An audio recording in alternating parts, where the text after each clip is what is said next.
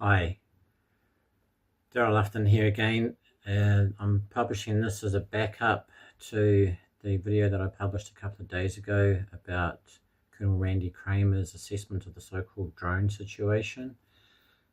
I'll also publish in the description of that video all of these 4 videos. There's going to be 4 of them, of Col Randy explaining why it was decided to do this hoax, planned alien invasion. And some of you might think that this is crazy talk, but I encourage you to go to Col Randy's YouTube channel, which I link in the description of the previous video and in this one, and to watch these 4 videos thoroughly. And I'll also publish another video with the interview that Dr. Michael Sala did with Col Randy a couple of years ago. And there's also a video in the description of a short segment of that interview where Dr. Sala is talking about Randy's credibility and the fact that his story has remained the same and that he passed a polygraph, a lie detector test. So this first one is titled Captain Randy Cramer, US Marine Corps Special Section. That's the 18th of January 2019. Hoax, Alien Invasion, Fact or Fiction. It's the first of 4. It's quite an entertaining and extremely informative talk. The key takeaways below are below. I'm just going to briefly explain to you now, but I strongly encourage you to watch this video to get Col Randy's in-depth explanation of these issues.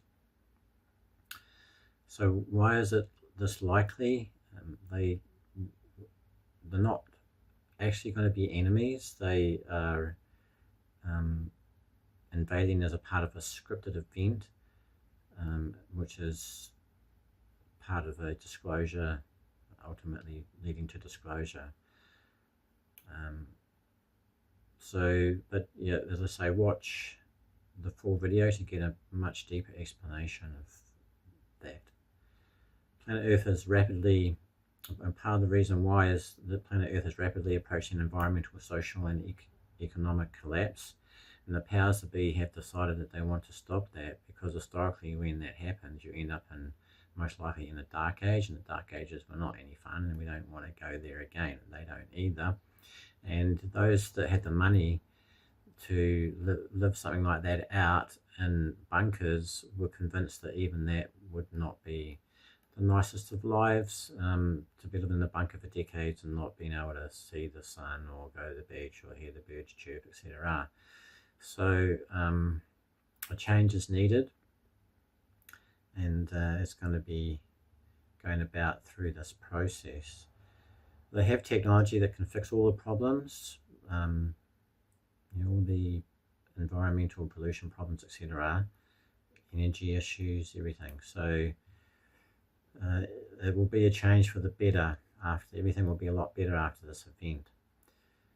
It was decided to disclose in this way mainly because of 2 factions of people that make up about 25% of the population that could literally go crazy, some of them, especially the religious ones, but scientists as well are very hard to convince that what they believe and what they've studied their whole lives is not true.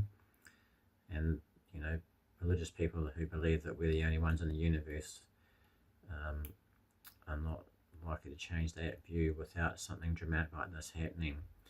And the powers that be have decided that out of the 2 options, which is either a hoax alien invasion or a take me to your leader option, that the hoax alien invasion option would be better because it gets acceptance and trust a lot more quickly.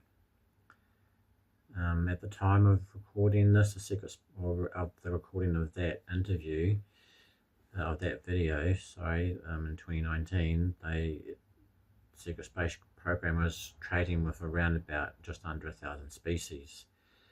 And that although we haven't been building ships for all that long compared to a lot of other species, that are 90% better than those, and our fleet is 90% better than most of those, or 90% better than those that they encounter. And they're doing asteroid belt mining and intergalactic trade. So watch the video and I hope you enjoy it. Wow, it's like we get to have a light review. The last time we had this gentleman, Captain, speaking to us was back at the UFO Fest last year. And my God, look at how time has gone by.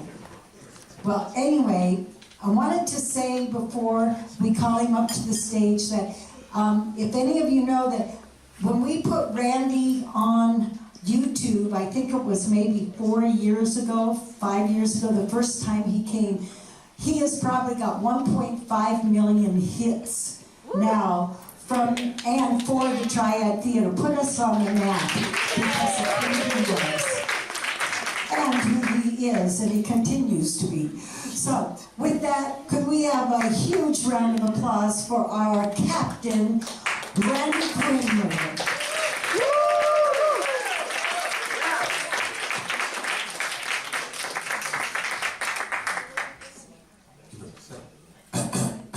Going on? Thank you very much. Thank you very much. I'm glad I can use my superstar power for you there, Jane, and put you on the map. Thank you. And this is really the first place that I ever did a public talk, so we can thank Jane for helping put me on there.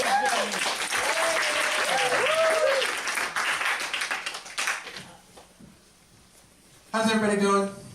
Good. Warm enough. Yippee. That was really very lame. I'm going to try it one more time. How's everybody doing? Great! Thank you. Public speakers use that as a trick to get your oxygen flowing into your brain, so instead of just sitting there like lumps, like you get a little energized for just a second, and it helps your ears work a little bit better. So I'm not too above using cheap public speaker tricks like that. So there you go. But I'm also going to be honest about it and tell you exactly what I just did. So that was a trick. You fell for it. Thank you. I appreciate that. It's all for everybody's good. So did anybody just show up for fun and not know what we're talking about tonight? Okay, one person. All right. Cool. One person.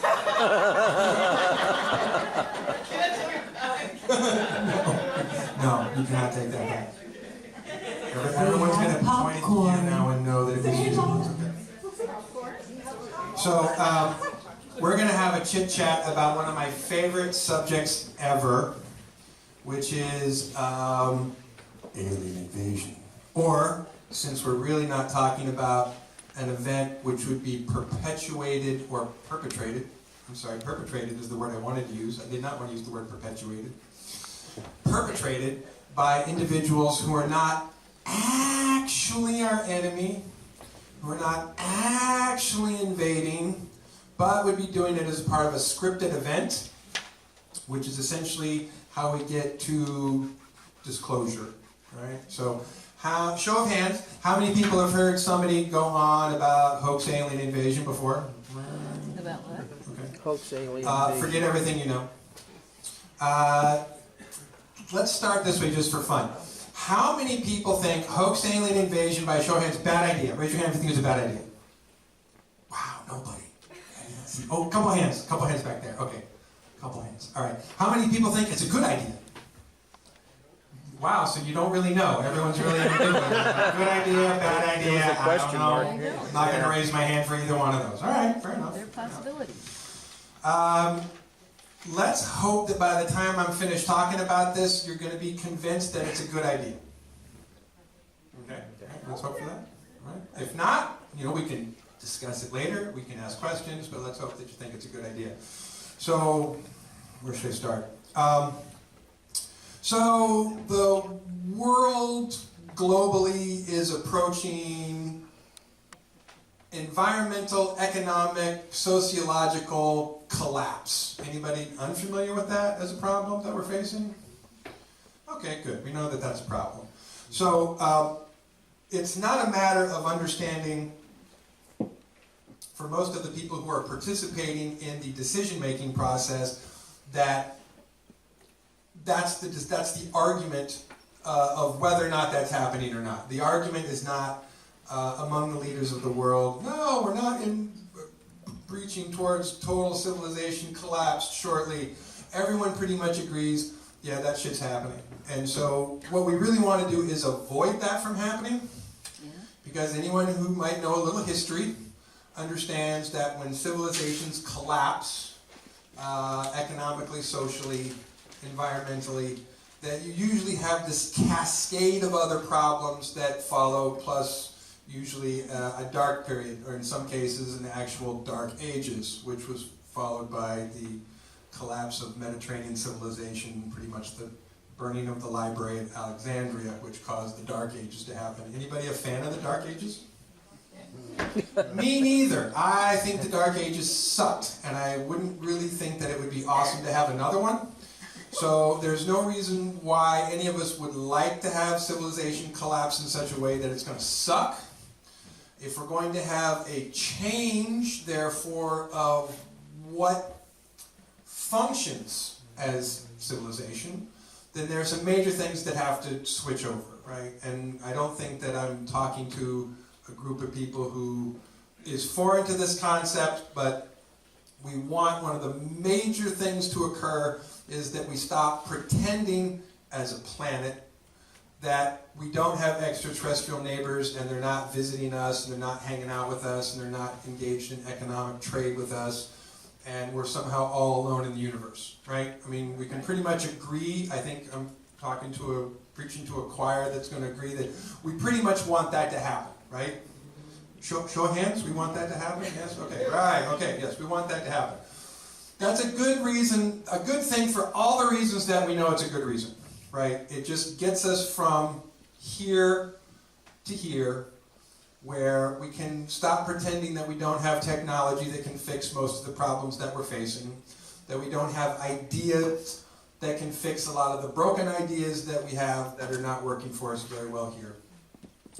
And that the consciousness shift, not to be underestimated, of a planetary group of people who are all of a sudden not thinking in terms of we're all there is. We're the only thing that exists. This is the only thing. It's all us. It's all thing that matters. Us here on this planet. Nobody else matters.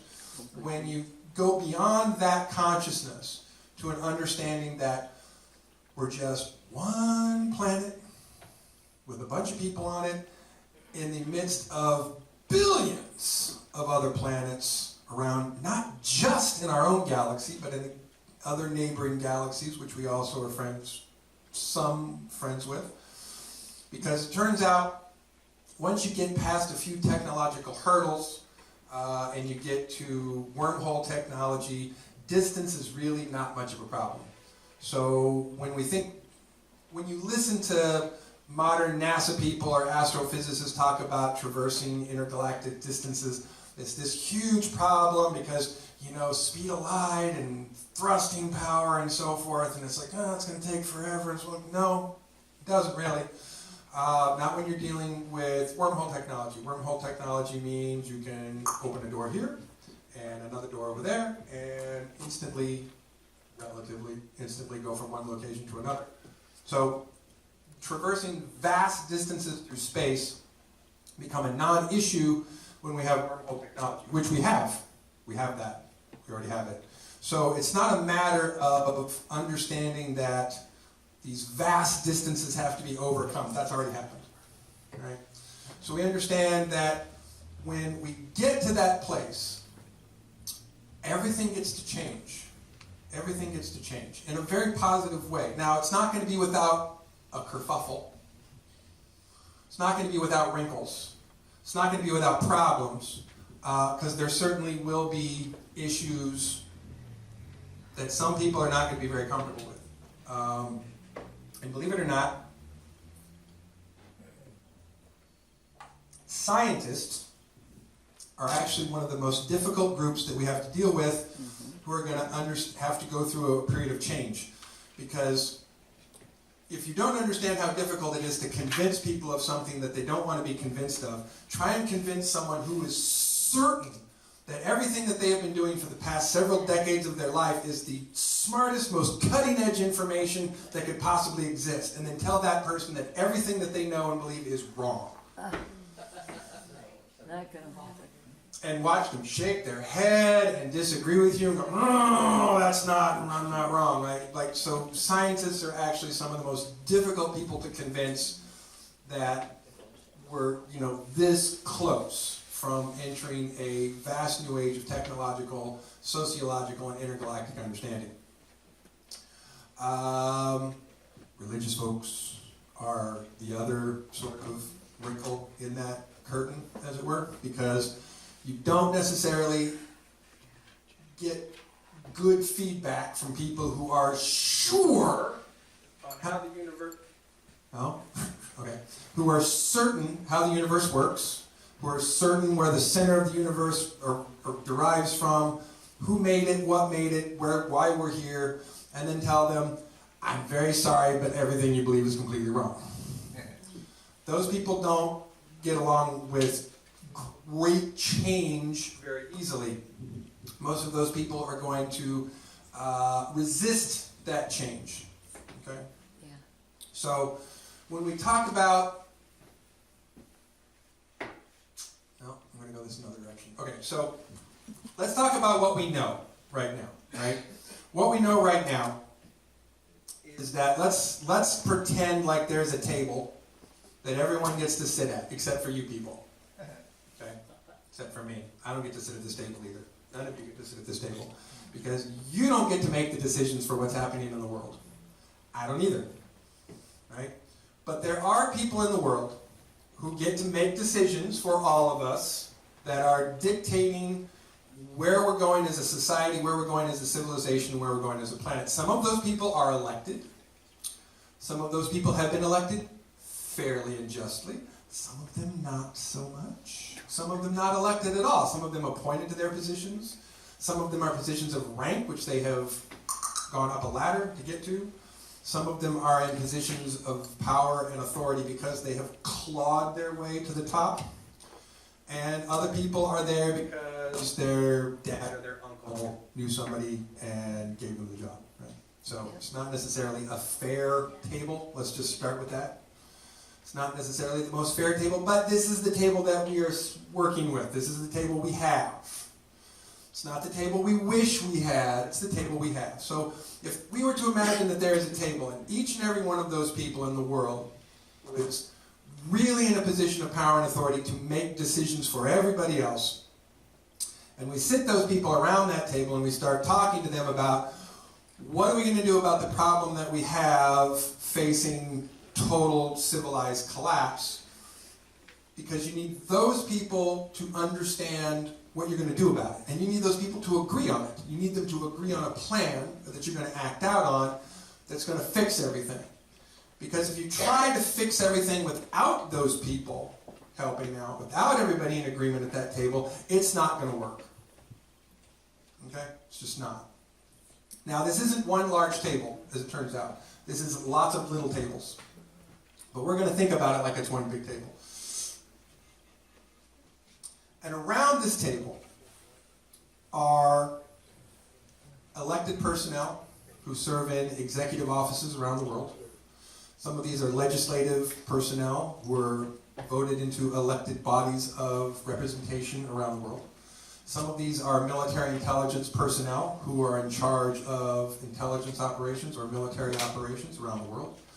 Some of these people are corporate personnel, contracted personnel, who already have their arm, up the butt of the honey bear, at the honey pot of the cookie jar of military intelligence products, right? So corporations who are already deeply involved in military intelligence hardware, including covert military intelligence hardware, are at this table, right? So it's a lot of people when you think about the people from each individual country that get to participate in this, and not every country gets to participate. But if you want to think of it as what we often refer to as the traditional G20 countries, right, who are sort of the most technologically, militarily advanced, they are the majority of the people who are at this table. right? This is a pretty big table when you think about all those people, or again, a lot of little tables around the world that are a lot of different people that have to have this discussion, because we have to get each and every one of these people to agree on what the plan is going to be so that we can act that plan out. Right? Does that make sense? Does that sound rational to everybody? Okay, I think so. Now, as we have had this discussion around the table with these people, the first part of that discussion was, yeah, the world's going to shit, and if we don't do something soon, it's going to just be like Mad Max, you know, beyond Thunderdome, and it's going to suck for everybody. And even if you have enough power and enough wealth to lock yourself in a bunker for decades or centuries, it really has come down to those people understanding you don't really want to spend the rest of your life living in a bunker, do you? Is that really living? I mean, a lot of these people are prepared for this, thinking, oh, I'm going to have my bunker, I got everything, I'm set. But then when you really explain to them what the next 50 years or more is going to be like living in that bunker, they start to think, oh, maybe I don't want to live the rest of my life in a bunker. Maybe that's going to suck. And because it would, right? Anyone who just wants to volunteer to go live the rest of your life in a bunker? Anyone? Anyone? One hand. Because I know nobody wants to do that, right? Nobody wants to like lock yourself in a concrete and steel bunker where you don't get to see the sun, where you don't get to see the clouds, where you don't get to see trees and hear the birds chirp anymore. Like, nobody really wants that.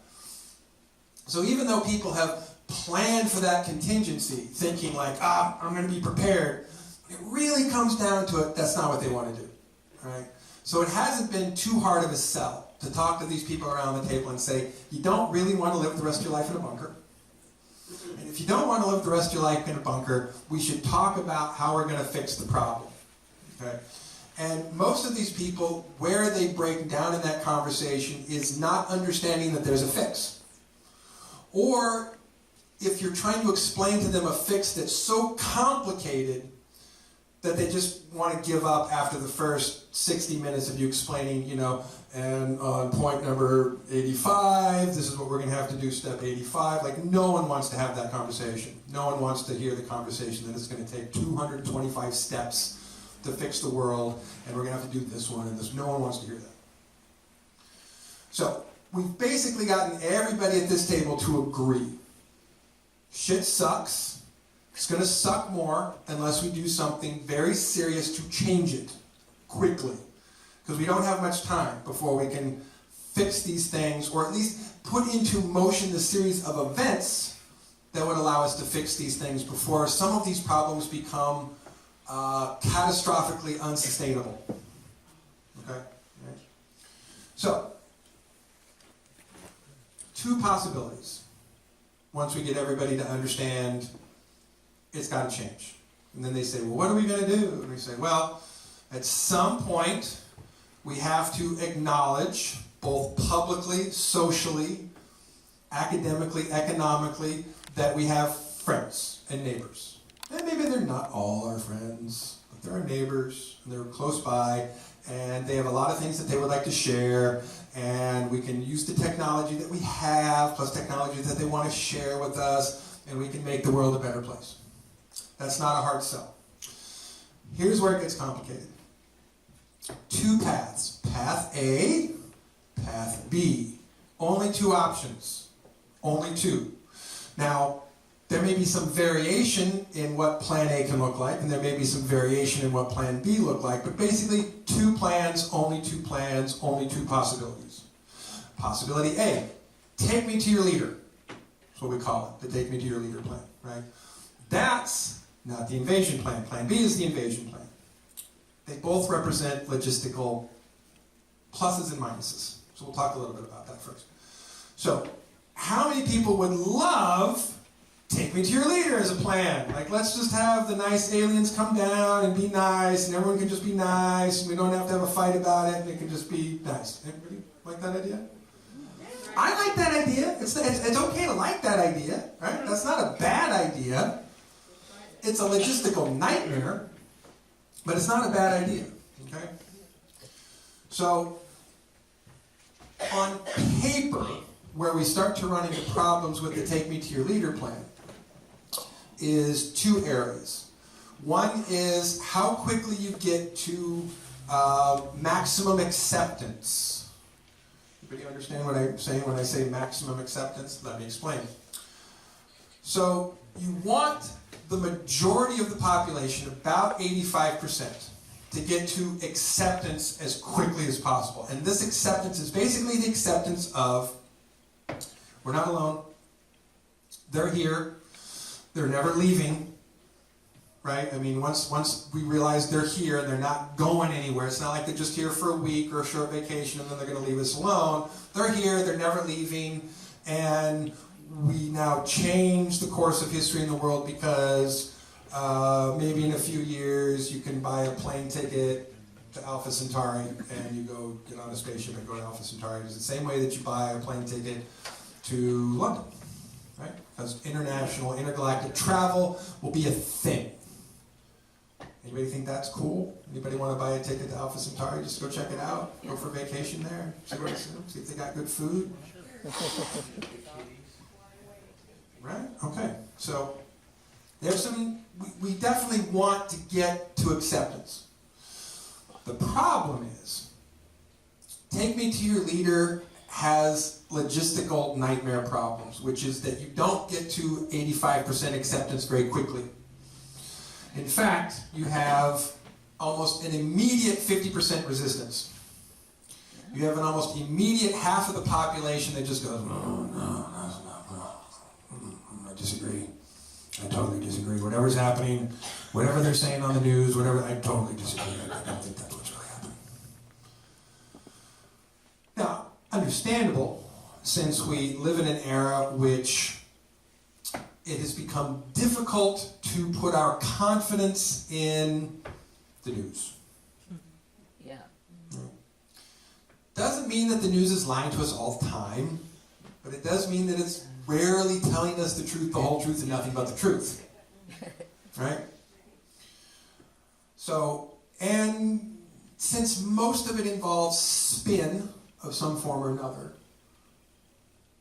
it doesn't get us to understanding a level of confidence of what is true. So if all of a sudden people on the news are telling us, oh, spaceships landed, there's thousands, maybe hundreds of thousands, maybe millions, and actually when we look at the numbers, it's probably going to be more like millions, of extraterrestrials who have landed on planet Earth and have made friendly handshake gestures to various leadership groups around the world in order to say, take me to your leader, right? So that we can start that process. So you end up with about an immediate 50% resistance rate. That's difficult. The other thing that you have to realize is the number of extraterrestrials that would have to make this journey and make this event happen so that it happened with a brushstroke of equality, let's call it, as we go around the world. So how many people think that it would work really, really well if you only had ambassadorial representatives who landed in Washington, D.C., London, Moscow, Berlin, Hong Kong, Tokyo, Beijing, 10, 12 cities around the world? You think that would work very well? Yeah. No, it would not work at all. Because you would have vast areas that would be untouched and unaffected by this phenomenon, which would actually create an immediate backlash of greater levels of unacceptance. It would cause paranoia, in fact. People in the areas in which there was not an immediate, hey, how you doing? I'm from another world, right? Places where that did not happen, people would start to freak out because they wouldn't really understand what was happening in the places where it was happening. So in order for it to work, the entire planet has to be divided up into very tiny grids, very tiny. And which each area of that grid given a alphanumeric to identify that specific area. And then some group from some extraterrestrial species gets the job of, that's your grid. And most of these grids are going to be not just going to be for major cities. You're going to need multiple ambassadorial teams for every major city. right? And for smaller cities and for rural communities, right? You're going to need people everywhere. Everywhere. Based on the numbers that we're looking at right now, we literally are talking about millions of extraterrestrials who would have to participate in that event to make it work out. Couple problems with that. One, you need a list of volunteers who are willing to do that job for between 3 to 5 years. And you need them in those numbers, in those qualifying numbers. So you need qualified personnel who are willing to volunteer for that job for the next 3 to 5 years. Millions of them. Anybody think that we can get all those people from one species? Just shake your head. No, it's not going to happen. How many species do you think would have to be involved in that process? Hundreds. Hundreds. How many species are there? Oh, well, how many stars are there in the sky? All right? So the number of species that we are currently engaging in some form of communication or trade relationship with is just under 1,000. Just under 1,000. That number has leapt in the last decade or so, right? We were maybe at 100, 150 10 years ago. And it's almost jumped up by a factor of 10 within a decade. So we're almost to 1,000. I would think, based on the numbers that we've seen, in another 10 years, that number is going to be really large. Like we're going to be well into the thousands. Okay? Because every time we go somewhere and we meet somebody and we start having a chit-chat with them, and they find out the stuff that we make, and they start hearing the rumors of the quality of the stuff that we make, they want to buy our stuff. What was that?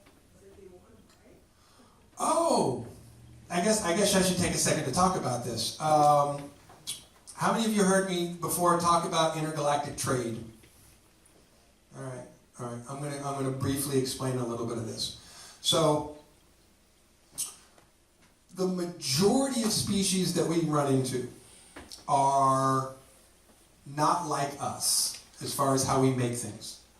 Let me explain. A majority of species that we run into them out in space somewhere, and they're flying in a spaceship, and we're in a spaceship, and we stop and say, hey, what's up? They're flying in a spaceship that they probably haven't changed one thing in the design specs of that ship for hundreds or thousands of years. Oh. Why bother? If it works, right? If it ain't broke, don't fix it, right? There's a lot of species who, once they build something, if it works, that's good. We're just good with that. We don't need to improve it at all. That works. That gets us where we want to go. Does the job. Why fix it? Human beings here on planet Earth, on the other hand, have a slightly different way that we like to build things. We build something, and within the first 5 minutes that we have finished building with that, we start thinking, the next time I'm going to make that so much cooler. Right? We have this amazing drive to make things better and better and better and better and better, which is not the same as many other species have.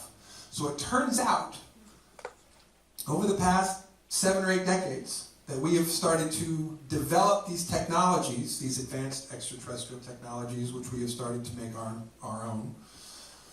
We have made vast leaps in a matter of decades that some species have not made in centuries or millennia, because they just don't bother to improve things.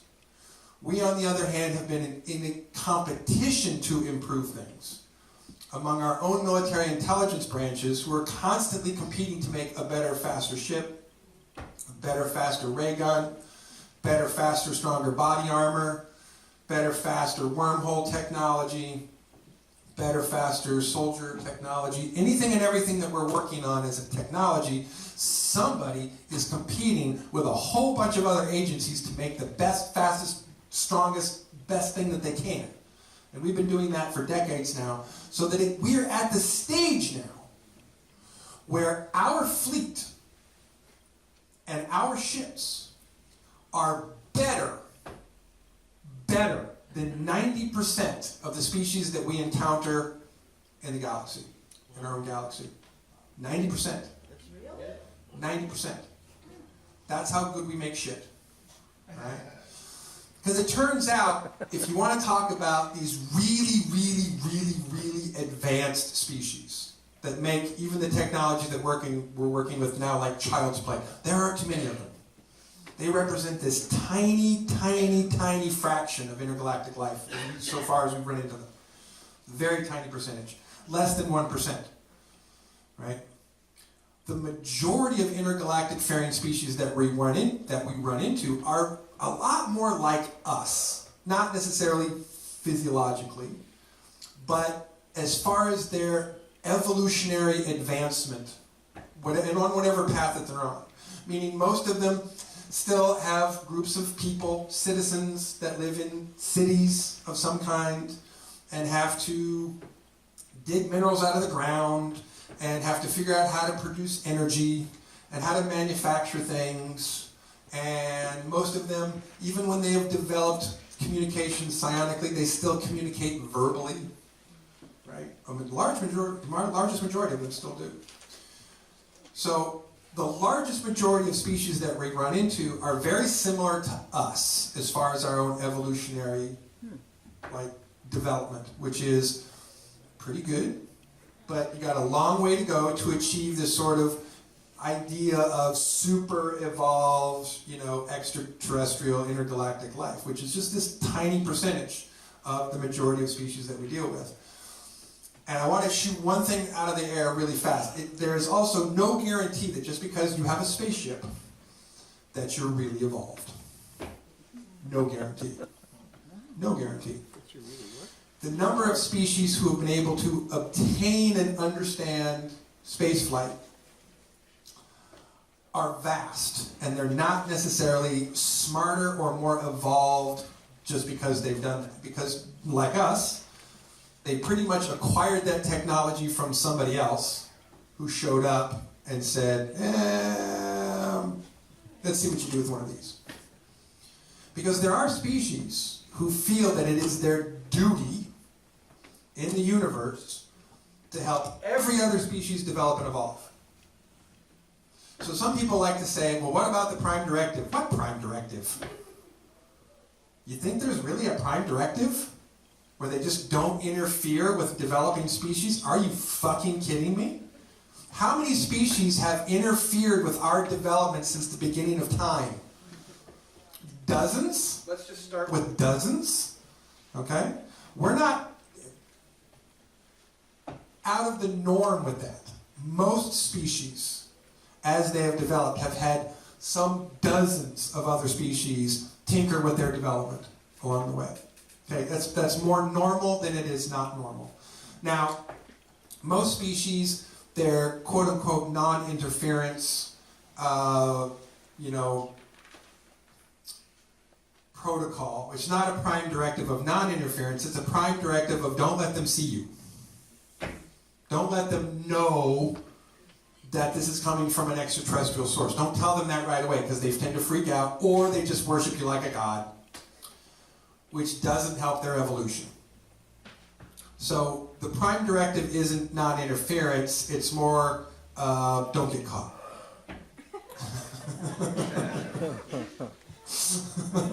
that changes things a little bit, okay?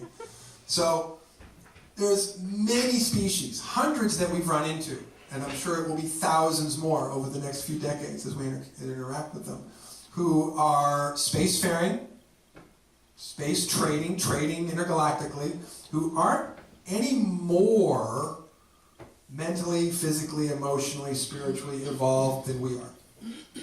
Let's also look at this another way. When our diplomatic corps meets with somebody else's diplomatic corps, and they have a very nice, polite conversation, we're really taking some of the best of our best to represent us. So is that other species. They're taking some of the best of their best to represent them at that table, in that conversation. And that doesn't necessarily refer to the common citizen, right? Because even we know that some of our common citizens are dumb as rocks. duller bag of hammers, right? We know that. And there are extraterrestrial species who've been doing this a little bit longer than we have, and there are plenty of their own citizenry that are also dumb as fucking rocks. Right? It's because most species don't have a curve of evolution or intelligence where everyone's right here. You have a span along that curve where you have the lowest portion of their civilization and the highest portion, just like we do. That's not uncommon at all. So again, don't presume just because someone's got a spaceship or they're really smart that everyone else on their planet's just like them. Just as smart, just as evolved, just as educated, just as capable, just as consciously aware. Not true in most cases. In most cases, you have a curve of variation among every species. So, we make better stuff. That's where I was going with this, right? We make better stuff. We make amazing stuff. You can't answer this question. Anybody want to take a guess at what 3 of our major exports from our solar system to the rest of the intergalactic community are? Beer, coffee. Whoever said Chocolate. beer, whoever said beer, beer. That's like number 2. Coffee I understand is more like about a number 10 or 15. It's down there. Chocolate. Yes. Chocolate's up there too from what I understand. It's wine, fermented, everything. Right? Beer, wine, liquor, right? Minerals, gold, silver. Precious metals. Absolutely. Water. Biological component, biological technology, that's top 20. Water? Water is also, we'll call that a top 20. Because the truth is you don't want to export much of your water. Vegetation. Plant life, biological matter, and that's like a top 20. No one said like the other 2 that I'm thinking of. Cheese. Okay, now what did I just say about our ability to develop technology faster and faster and faster, and that we make some of the best spaceships, some of the best ray guns in this part of the galaxy? Remember that part? Military hardware. Military hardware. Wow. We are this corner of the galaxy's arms merchant right now. Yeah. That's a little sarcasm, right? I mean, because, yay! Like, I mean, we're just like, we're really good at being war merchants, and there's a part of us that would like to think, no, we're going to get into space, and we're going to trade with other people, and war is going to be a thing of the past, and we're not going to have to deal with that anymore. Wrong. Just wrong. And it's because there's a simple truth that we understand about most of what it means to be a member of the intergalactic community. It's not a safe place out there. It's not. Now, let's talk percentages real quick again. So, before I say, what's the, anyone want to guess what the number 3 export is before I go on, before I talk about what we're talking about? Body part. So we got military hardware is number 1. Beer and fermented drinks is 2. What's 3? Anybody want to know 3? You can't answer. Human software. No. It's something that you're probably not going to think of, but if you stop to think about it, you might think about it. Again, we like to make things. Think about things that we make that we're constantly improving upon. Constantly. Engineering. Engineering. Clothing. Whoa. Clothing is number 3. Especially children's clothing, as it turns out. Children's clothing is the number 3 export. Now, most of that clothing is not going to dress children. Most of that clothing is going to dress extraterrestrials who are, about yay high. Oh. This is an easy one if anyone wants to shout this one out. What is the most common garment in the galaxy? Who said the robe? The robe. It's the robe. Simple. Couple cuts, couple stitches, you got clothing, robe. The most common clothing worn by the majority of species who wear clothing, and there are many species who wear no clothing. They think it's an offense. Why would I want to cover myself up? Right? There are intergalactic nudists. Right? They think it is an affront to the divine to cover up what has been given to them by the divine. Why would they want to cover up? They're naked as jaybirds wherever they go. But everybody else wants to cover up. Most common thing, the robe. How long has it been since we've worn robes as a civilization? A while. Right? We have been constantly improving trousers, shirts, buttons, zippers, all these different things that we can wear because fashion is bored a year after you make something. Right? You gotta make something else. So again, it's that constantly upgrading a technology that doesn't need to be upgraded, doesn't have to be upgraded, but we do anyway. So our sense of fashion is one of the things that we are intergalactically renowned for. Right? And beer is not something that was given to, that we did not make up, right? Beer was given to us by an extraterrestrial species, right? Someone else came to us and was like, I want you to make my beer, right? Taught us how to do fermentation, taught us how to make beer, grow grapes, so that we could make beer and wine for other extraterrestrial beings. But again, we like to improve things. So we've been improving on those recipes again and again and again and again, every year, every harvest, like improving it. So if you were to do a beer taste test among intergalactic brands, you would not be too surprised to find out that Earth beer tastes better. Because again, we're good at it, right? We're good at it. We've been right? I mean, there are people that still drink mead. There are species that still like, no, we make mead. It's like, why? Why? Anybody ever had a real glass of mead? It's terrible. It's horrible. It tastes awful. Tastes terrible.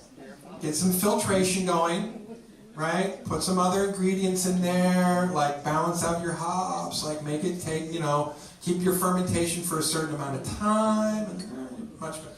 Right? I was going somewhere with that. Oh yeah, intergalactic trade. Okay, so right now we are trading with a number of hundreds of intergalactic species, a whole list of things that we make better than anybody else does. So when we run into other species that we've never met before, we have a reputation. And they're like, oh, you're the guys from Earth. I hear you got that Earth beer. Do you have a sample for us? Can we try some? Because we really heard you guys got great beer. So every time we meet another species, that's another trade agreement, right? With about 95% of the species that we run into. That's a lot. That's a lot. I saw your hand, Mother Swift. Yeah. With all the shit, he's got to say, no, put your hand down. Go ahead. So who is it? Is it like the Department of Trade? I mean, who trades with them? Like if I was a brewer, I don't just go, Earth to outer space, come get my beer. How does the trade happen? And the second part of the question is, President Trump announced a couple months ago something about a new space agency, and I suspect it was the old space agency that he just made public. Correct. That's two questions. All right, so two questions that were being asked there. One, mentioned about the Space Force, right? Right. Real quickly, I'll cover that. So obviously the Space Force up front, right? Because we've had one for quite a while. But now we have one officially, right?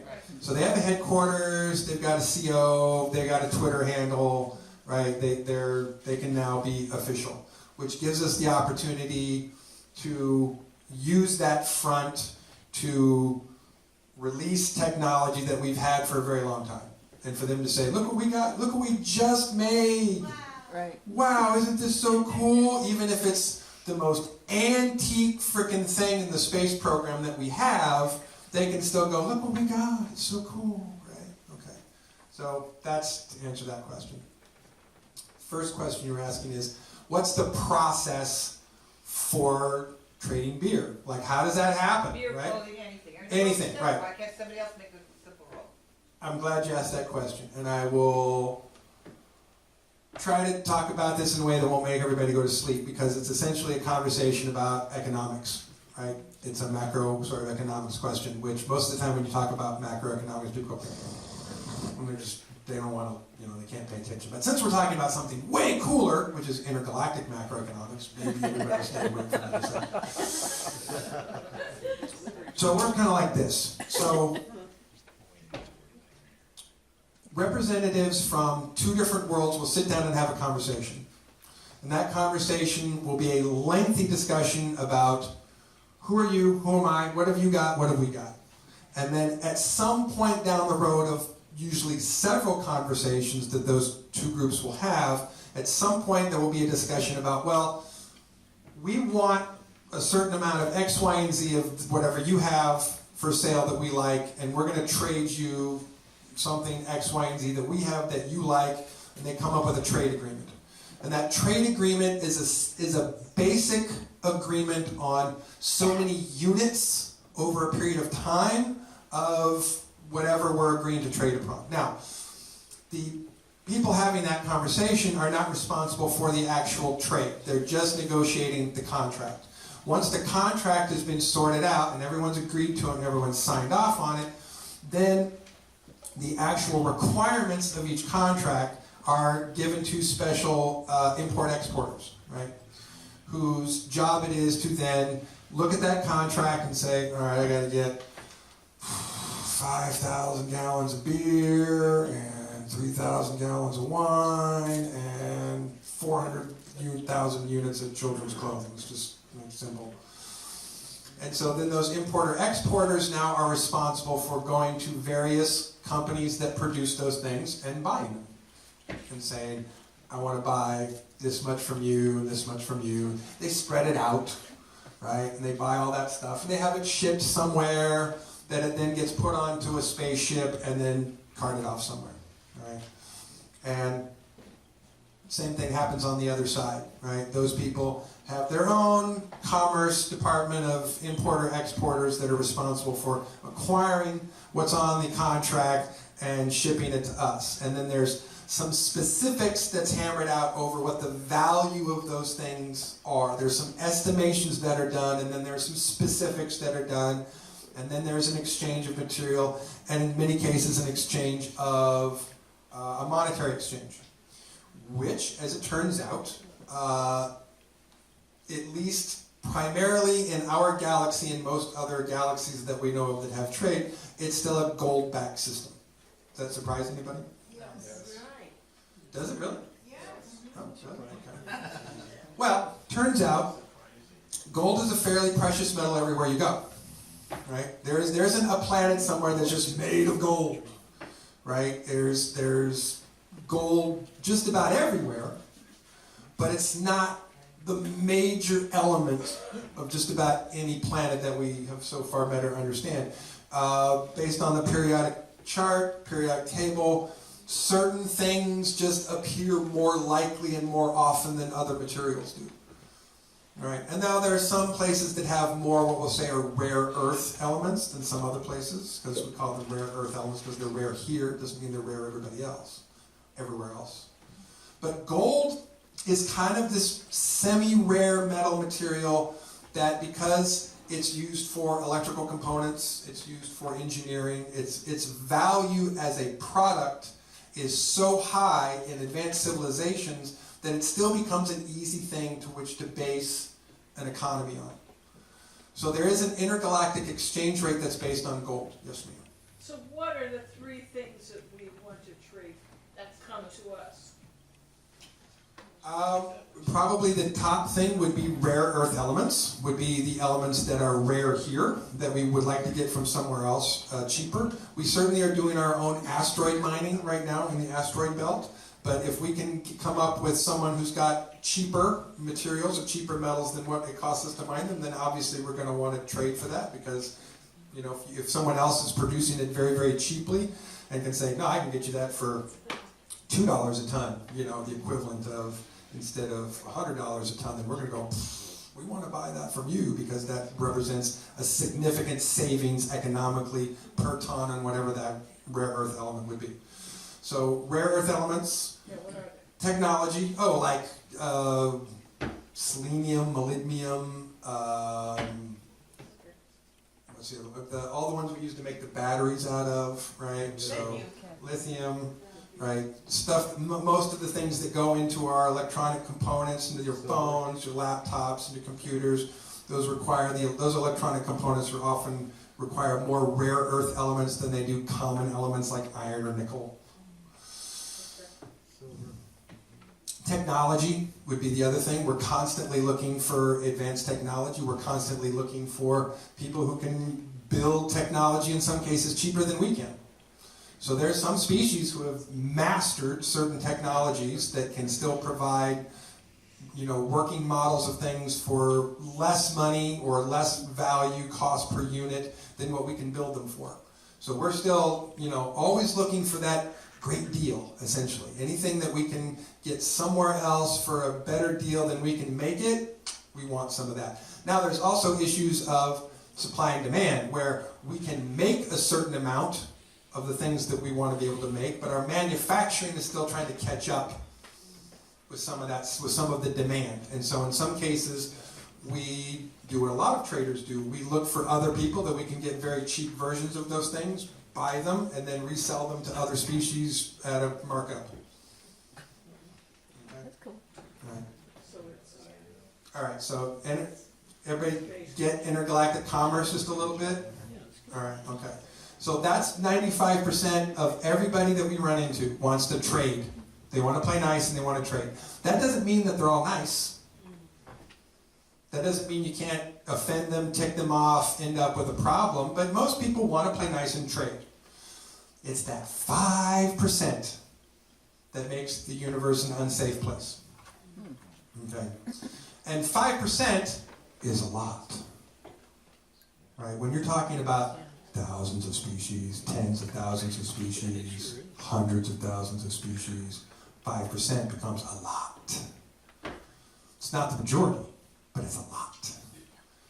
So the reason we need military hardware is that 5%. Yes, ma'am. So who are the purchasing agents? I mean, who are the ones that make the deal and get the profits?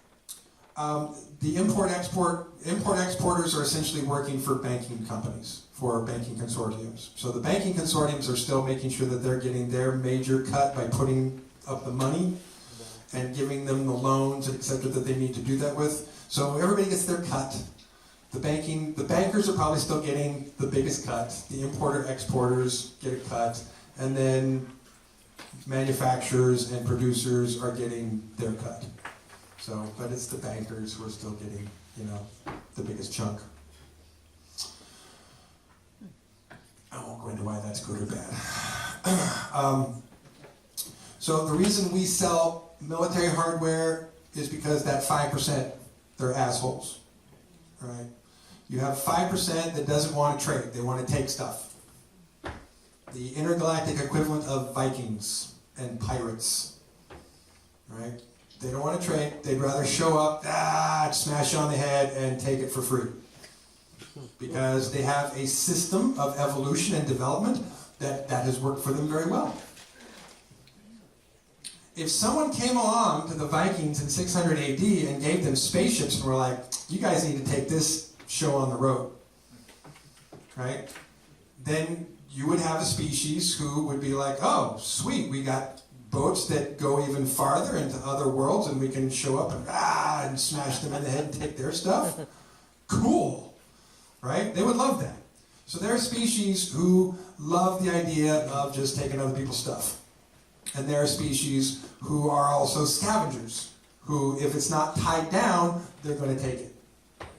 Oh, they're not. They don't have an eye on that. Go, quick, grab that. Bye. Okay. Kiss your stuff that you're not looking after. Goodbye. So you have that 5%, which doesn't want to play nice, doesn't want to trade nice, and they would rather take stuff.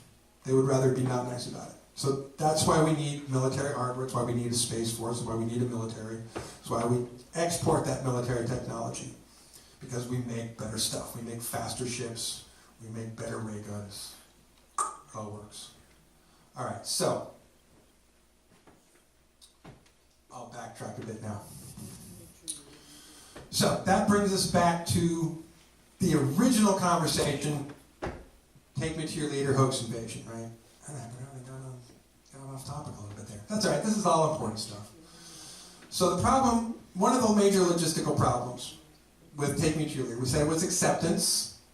That's an issue. The other problem, which I barely started to touch upon, which is the number of extraterrestrials that we would need to participate in that program. Millions and millions.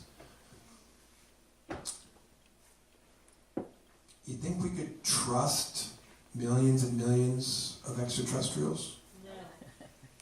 Well, I bet we can trust most of them.